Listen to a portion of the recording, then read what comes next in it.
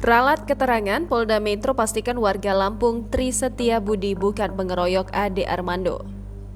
Polda Metro Jaya meralat keterangan sebelumnya yang menyebut Tri Setiabudi Purwanto asal Kabupaten Waikanan, Provinsi Lampung sebagai pelaku pengeroyokan Ade Armando.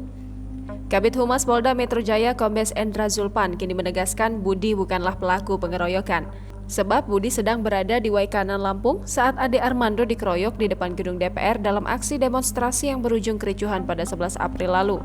Sebelumnya, foto Tri Setiabudi Purwanto beserta identitas lengkapnya sudah terlanjur tersebar di media sosial sebagai pelaku pengeroyokan Ade Armando. Pada foto yang viral di media sosial, Budi disandingkan dengan foto seseorang yang mengenakan ponco atau penutup kepala, sweater warna hitam dan disebut sebagai salah satu pelaku pengeroyokan. Selain Budi, ada juga foto 4 orang lainnya yang juga tersebar dan disebut sebagai pengeroyok Ade Armando.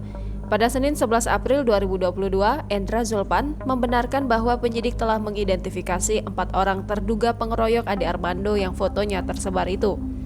Mereka yakni Dia Ulhak, Ade Purnama, Abdul Latif, dan Tri Setiabudi Purwanto. Lalu belakangan saat Polda Metro Jaya mengumumkan 6 tersangka pengeroyokan, nama Budi sudah hilang dari daftar itu. Tersebarnya foto Budi sebagai pelaku pengeroyokan sempat menjadi sorotan. Sebab berdasarkan kesaksian kepala kampung hingga kepolisian setempat, Budi ada di Waikanan pada 11 April saat demo berlangsung.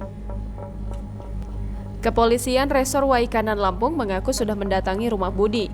Budi ternyata berada di Waikanan saat aksi demo berlangsung di Jakarta. Sementara itu, Budi mengaku kaget foto dan alamatnya beredar luas di sosial media karena diduga sebagai pengeroyok Ade Armando. Budi baru sadar fotonya beredar luas setelah ditelepon salah satu rekannya dan dikirim tangkapan layar dari unggahan viral itu. Jangan lupa subscribe, share, komen, dan like ya!